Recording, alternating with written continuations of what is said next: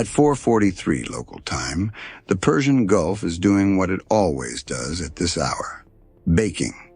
The surface temperature is 31 degrees Celsius. The air temperature is already 34. There is no wind. The horizon is a perfect featureless line of heat haze, and the USS Laboon, an Arleigh Burke-class guided missile destroyer, hull number DDG-58, is sitting in the middle of it like a very expensive, very well-armed slab of American engineering on a Tuesday morning that nobody will remember. On the bridge, the officer of the deck is on his third cup of coffee. The first two were acceptable. This one has been sitting in the carafe since midnight and achieved a consistency somewhere between motor oil and regret.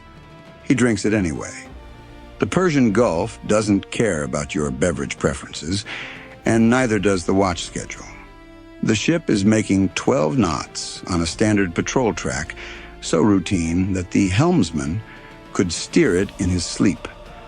And on mid-watch, he occasionally does. Below decks, in the Combat Information Center, the Tactical Action Officer is watching 12 separate tracks on the Aegis display. 2 are commercial tankers. 4 are dhows, the wooden-hulled sailing vessels that have transited this body of water for roughly 3,000 years and show absolutely no signs of stopping. 3 are Iranian Revolutionary Guard Corps naval patrol craft, sitting at anchor near their usual operating area, doing nothing in particular, which is itself a data point worth noting. 2 are fixed-wing commercial aircraft at altitude, and 1 is a faint, intermittent radar return approximately 40 nautical miles to the northeast, skimming the surface at low altitude, moving at a speed that suggests something rotary-winged and not particularly healthy. The Tactical Action Officer marks it, not with urgency, with the mild professional interest of a man who has done this before and already knows how the story ends. This is the setup. Now let's talk about the punchline. The IRGCN commander had been planning this for 19 days. The operational concept was elegant, or at least it seemed elegant, from the inside of a headquarters building in Bandar Abbas where the air conditioning worked and the intelligence assessments were optimistic. Send the helicopter at pre-dawn, the hour of maximum American complacency. Fly low below the destroyer's radar horizon, or what the planners assumed was the radar horizon. Make aggressive passes. Force a course change. Record everything on the nose camera. Have the footage on Iranian state television by 11 o'clock. By lunchtime, the narrative would write itself. The fearless pilots of the Islamic Republic, boldly confronting American aggression in Persian waters, forcing the arrogant destroyer to alter course, proving once again that the great Satan bleeds when you poke it. The helicopter they dispatched to execute this vision was a Sikorsky SH-3 Sea King. And here is where the plan begins to develop what military analysts might diplomatically call structural complications. The SH-3 Sea King was a magnificent helicopter. Past tense entirely intentional. It entered service with the United States Navy in 1961. It was already considered mature technology when the Apollo 11 crew splashed down and was recovered by a Sea King in 1969. Iran acquired a fleet of them before the 1979 revolution, back when the relationship between Washington and Tehran was the kind that involved arms sales and joint military exercises rather than mutual declarations of existential hostility. That was 46 years ago. Since then, the supply chain for SH-3 spare parts has not merely dried up, it has been removed from the catalog, archived, forgotten, and in several cases physically lost. The aircraft that lifted off from its coastal base at 411 was, by any objective measure, a technological artifact. Its APN-130 Doppler navigation radar had been functioning intermittently for 3 weeks. The maintenance log, written honestly, would have described it as operational within a tolerance of approximately plus or minus everything. The rotor blades had been balanced during the previous quarter's maintenance cycle, which sounds reassuring until you consider that the balancing equipment itself was pre-revolution and calibrated using a procedure the senior technician had learned from a manual that was already outdated when he first read it. 7 instrument panel warning lights had been disconnected, not because the problems were fixed, because the technicians had run out of ways to fix them, and the pilots had run out of patience for looking at them. The hydraulic system ran warm. The port engine produced 87% of rated thrust. The crew chief had approximately 180 total flight hours, fewer than some of the aircraft's components had logged during the Shah's era. They flew at 50 feet above the wave tops, which was tactically sensible and personally terrifying. At 50 feet, the margin for error in a helicopter with aging hydraulics and an underpowered engine is not a margin at all. But they flew it because they had been ordered to, and because courage, whatever its political context, is real.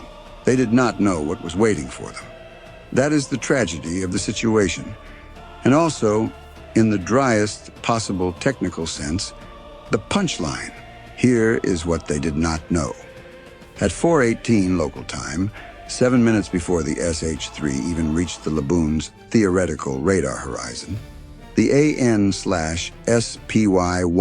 phased array radar aboard USS Laboon had already acquired the contact, classified it as rotary-winged, calculated its speed and course, and begun building a track file. And this is where the story would normally be simple, except that at 4:18 local time, USS Laboon had a problem. The ship's SPY-1D radar was operational. The Aegis combat system was operational.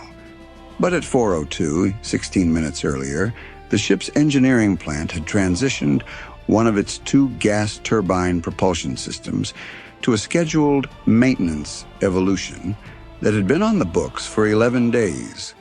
One main engine was offline. The ship was running on trail shaft, single-engine propulsion, at approximately 8 knots, with significantly reduced maneuvering capability. The engineering officer had timed the maintenance window for the quietest part of the patrol track, the stretch where traffic was lightest and the tactical picture was flattest. It was a reasonable calculation. It was also, at this precise moment, slightly unfortunate. The tactical action officer looked at the track. He looked at the engineering status board. He looked back at the track. The helicopter was 40 nautical miles out and closing at approximately 120 knots, the SH-3's maximum sustainable cruise speed, which is to say not particularly fast, but not nothing either. At that closure rate, he had roughly 18 minutes before it was in his immediate vicinity. 18 minutes to either restore full propulsion or make decisions about how to operate a ship with reduced maneuverability in the presence of a contact that was, as yet, unclassified as hostile, but was behaving in a way that warranted watching. He called the officer of the deck. The officer of the deck called the commanding officer. The commanding officer appeared in CIC 40 seconds later, still in his coveralls, coffee in hand. Not the terrible carafe coffee, but the good stuff from the captain's mess that he kept for exactly these situations. He looked at the display. He looked at the engineering board. Then he did something that was not in any way dramatic. He pulled up a chair, sat down, and said, "What's our restore time?" 7 minutes to full propulsion if we abort the maintenance evolution, Captain. Give them 5, then restore. That was the moment of genuine concern.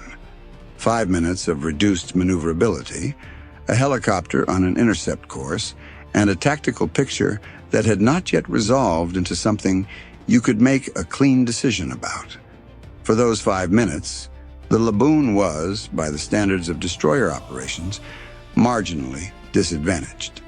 Not helpless, the CYWS was fully operational, The SM-2 battery was ready, and even at 8 knots, the ship could execute a course change, but disadvantaged. The engineering team knew it. The bridge team knew it. The tactical action officer knew it. The SH-3 crew did not know it because the SH-3's APN-130 navigation radar was telling them they were in slightly the wrong place, and their understanding of the tactical situation aboard the destroyer was based on intelligence assessments that had been accurate to within a tactical generation or two. 5 minutes passed. Engineering restored full propulsion. The commanding officer finished his coffee. The tactical action officer updated the track. The helicopter was now 26 nautical miles out. The officer of the deck, back on the bridge, picked up his carafe coffee again. It was still terrible. The helicopter was still less interesting. At 4:47, the SPY-1D's track file on the SH-3 was complete enough to be funny. The Aegis system had spent approximately 29 minutes building a comprehensive picture of everything wrong with that helicopter. The APN-130 Doppler radar's intermittent emissions had been logged, analyzed, and cross-referenced against the threat library in approximately 0.3 seconds. The result was not a classification of threat so much as a classification of vintage. The system had seen this emission profile before. The library entry dated to a threat assessment written in 1987, updated in 1994, and flagged as low priority due to near-zero probability of encountering this platform in operational context. That flag had now been removed. The SH-3's own radar emissions were painting its position to every sensor aboard the Laboon with the precision of a lighthouse. The AN/SLQ-32 electronic warfare suite, a system that in its current Block 3 configuration is so capable it borders on unsportsmanlike, was cataloging every electromagnetic emission coming off the approaching helicopter with the methodical enthusiasm of a collector who has just found something genuinely unusual at a garage sale. In the electronic warfare space, a room that does not officially exist in any form you would recognize from the television, the electronic warfare officer was experiencing professional joy. The SH-3's radar emissions were unencrypted, unfrequency hopped, and broadcasting on a band the SLQ-32's threat library associated with the period when the US and Iran were still exchanging F-14S. Every pulse told a story. The story was 46 years old and had not been updated. "Are they really using an APN-130? He asked the petty officer beside him. "Sir," the petty officer said, "that radar hasn't been in active service anywhere since 1999. We have 3 pages of threat library on it. Haven't updated them since the Clinton administration because we figured we'd never see one again." The electronic warfare officer nodded slowly. Then he started writing. Because every emission from that helicopter, every radar pulse, every navigation beacon squawk, every radio transmission was going directly into a collection log that would be packaged, classified, and distributed via Link 16 to every U.S. Navy asset in the region within approximately 4 hours. The Bahrain headquarters would have it by morning. The carrier strike group operating 200 miles south would have it by afternoon. In a very real sense, the helicopter crew was not intimidating USS Laboon. They were conducting a free seminar on Iranian naval aviation electronic capabilities, and the U.S. was taking meticulous notes. The radio intercepts were even more illuminating. The SH-3's crew was communicating on a frequency that was, to use the technical term, completely unprotected, not encrypted, not frequency hopped. Clear voice on a channel anyone within range could monitor with equipment available at a consumer electronics store. The intercepts revealed 3 things. The crew was receiving navigational corrections from a ground station that was itself slightly confused about the helicopter's actual position. The APN-130 was lying to everyone equally. The crew chief was airsick, and the pilot had spent 4 minutes of the transit discussing a property dispute with his brother-in-law outside Shiraz. None of this would appear in the official after-action report. All of it was logged. "Sir, I can tell you what the pilot had for breakfast," the electronic warfare officer told the executive officer. "He's also required at a family dinner this weekend that he considers deeply inconvenient." The executive officer looked at the track. The helicopter was now 12 nautical miles out. "He might revise his opinions about this morning shortly," she said. At 5:01, the SH-3 Sea King made its first pass. By any objective technical measurement, it was not a threatening pass. The helicopter came in at approximately 800 feet altitude, 600 yards off the port beam, speed 130 knots. From the perspective of the Iranian crew, this was the moment of maximum drama. Close enough to photograph, close enough to demonstrate presence, close enough to make the point they had been sent to make. They were, from their cockpit, right where they wanted to be.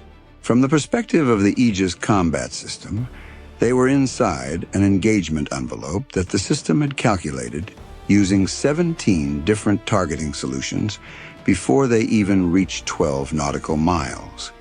The SPY-1D had been tracking them long enough that if the tactical action officer had wanted to engage, which he emphatically did not because the rules of engagement require demonstrated hostile intent, and flying past a ship is not by itself that, he could have done so approximately 8 minutes ago. The Laboon did not engage. The Laboon did something more insulting. It continued on its course and speed. Unremarkably, while the watch section logged the pass, with the same administrative detachment, they would apply to logging a weather balloon. The officer of the deck noted the time, the bearing, the altitude estimate, the speed. He noted the tail number, readable with binoculars at 600 yards. He noted the condition of the helicopter's rotor head, which even at that distance showed visible vibration harmonics, inconsistent with a properly maintained rotor system. He passed the information to CIC. He refilled his coffee. On the weather deck, a boatswain's mate, who had been chipping paint on the portside railing since 4:30, looked up as the helicopter roared past. He watched it for a moment, close enough to see the silhouette of the crew through the cabin windows, close enough to hear the asymmetric thump of rotors that were not quite balanced. Then he raised one hand and waved. It was a perfectly ordinary wave. The kind of wave you give to someone on a harbor cruise boat who has a camera. Then he went back to his paint chipper. The SH-3 banked away into its second circuit. The paint was not going to chip itself, and the helicopter was significantly less interesting than the rust spot he'd found under the railing.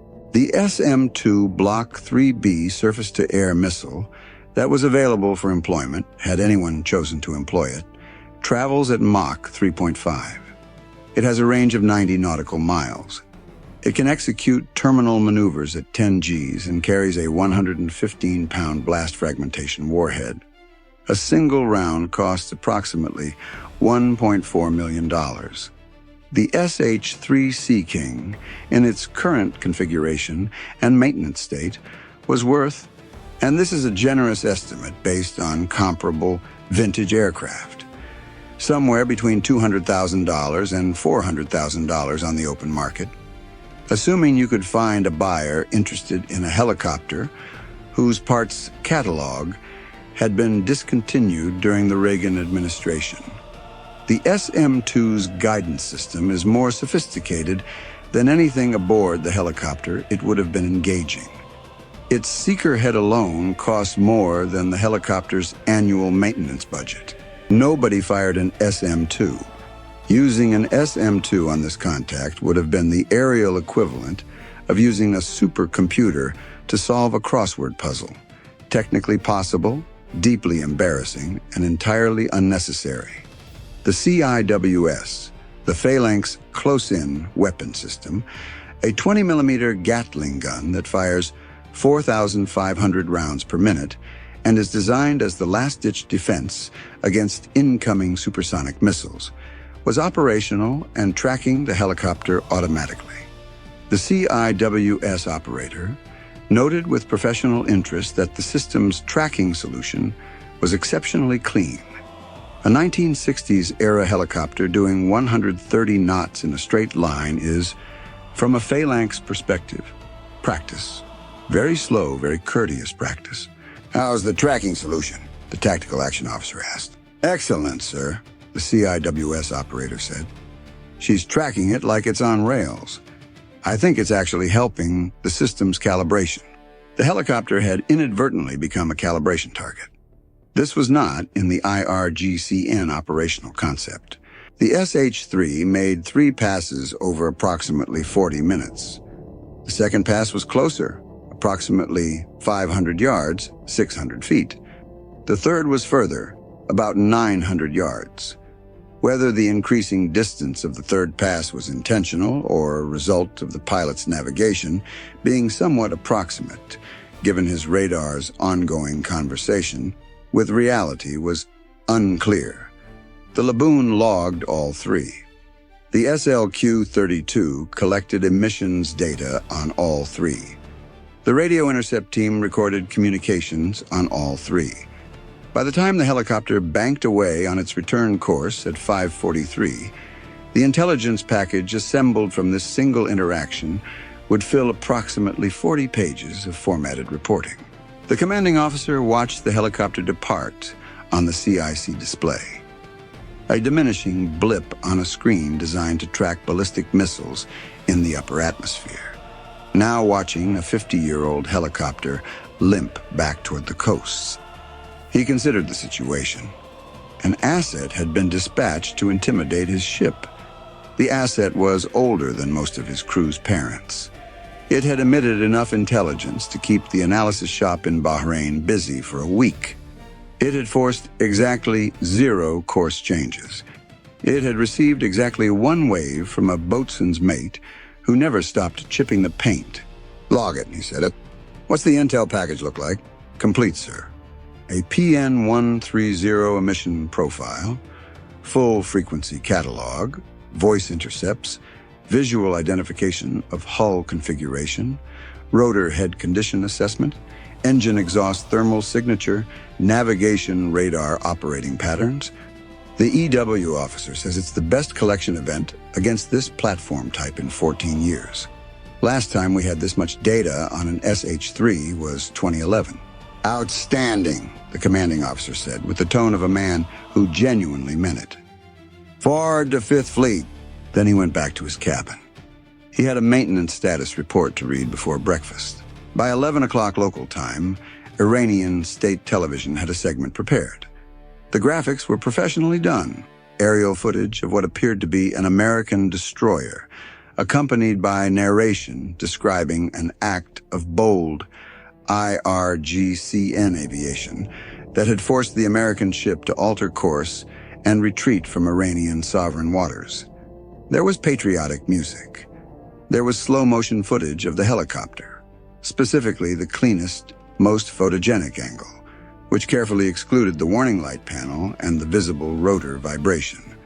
A retired naval officer appeared on screen to explain that this demonstrated the futility of American naval presence in the Gulf and the capability of IRGCN aviation to challenge the aggressor at any time and place.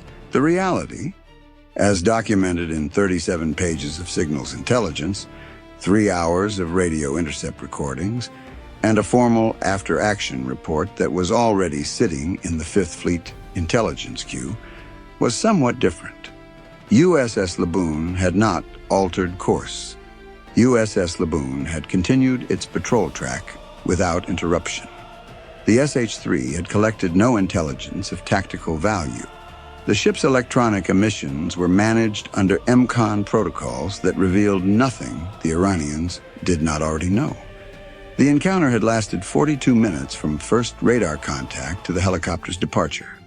In those 42 minutes, the U.S. had catalogued an entire electronic signature profile, confirmed the operational status of a platform type. The intelligence community had not actively tracked in over a decade and collected voice intercepts that included a navigational brief, an airsickness report, and a detailed account of a property dispute in the Shiraz countryside. The SH-3's nose camera footage, which Iranian planners had intended to be the centerpiece of their propaganda, showed USS Laboon proceeding normally on course, with no visible reaction whatsoever, and, if you look very carefully in the second pass footage, a single figure on the weather deck who appears to raise one hand in a brief, casual gesture before returning to work. Somewhere in a Bandar Abbas headquarters, the operational concept that had seemed elegant 19 days earlier was being quietly filed in a drawer. The intelligence package from USS Laboon, meanwhile, was being packaged for distribution to every U.S. Navy combatant in the Fifth Fleet area of operations, updated to the threat library, and forwarded to the appropriate national intelligence community stakeholders. The SH-3's APN-130 emission profile, thought to be purely academic, was now current file intelligence. The next time that aircraft, or any aircraft of that type, approached a U.S. Navy asset in the Gulf, the detection solution would be calibrated to within fractions of a degree. They had spent 42 minutes trying to intimidate a destroyer. They had succeeded in making the U.S. Navy slightly better at detecting them. The airsickness report was not forward. Some things are simply not relevant to national security. The final calculus of the morning is worth noting. USS Laboon's operational costs for those 42 minutes, Aegis power consumption, electronic warfare collection, administrative time for the resulting intelligence package, probably totaled somewhere in the range of a few $100,000. Routine, the intelligence value collected, an updated electronic signature profile, radio frequency data, emissions characteristics, and photographic documentation of a platform type not observed in years. Hard to price, but intelligence analysts do not work for free. The SH-3's operating costs for that flight, including fuel, crew time, and the accelerated wear on a system already past any reasonable service life, were absorbed by a budget managing the impossible task of keeping pre-revolution American aircraft flying through ingenuity, determination, and parts sourced from places best not examined too closely. Net result: one side collected intelligence, one side generated intelligence for the other side. The boatswain's mate finished his rust spot at 6:10 and moved to the next section of railing. He had not thought about the helicopter since the wave. Within hours, Iranian state media would transform this 42-minute nothing into a celebrated act of naval defiance. The footage would be cut, scored, and narrated into something that bore roughly the same relationship to reality as a movie trailer bears to the actual film. Similar elements. Dramatically different impression.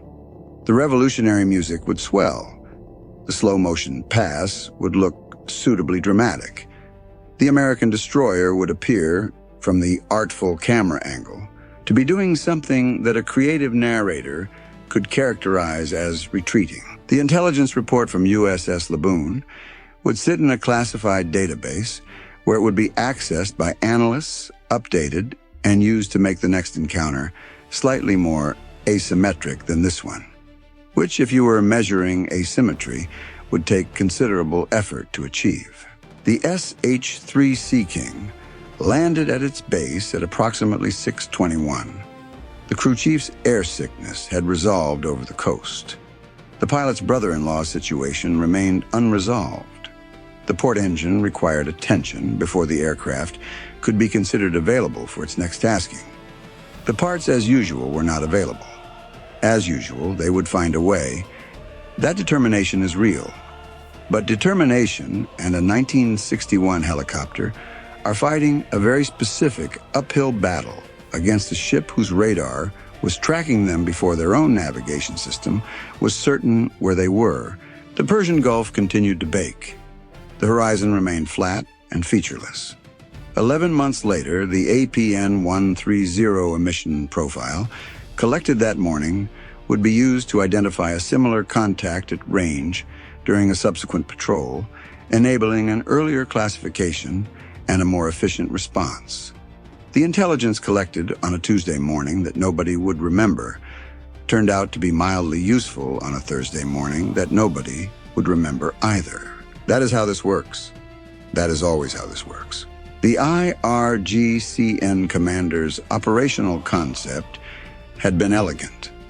The operation had been carried out with genuine courage. The result had been a 42-page intelligence report, one updated threat library entry, one wave from a boatswain's mate who had more important things to do, and a state television segment that will be referenced in American naval intelligence briefings for years, not as evidence of Iranian capability, but as an extraordinarily useful, free sample of Iranian limitations. Bye for now.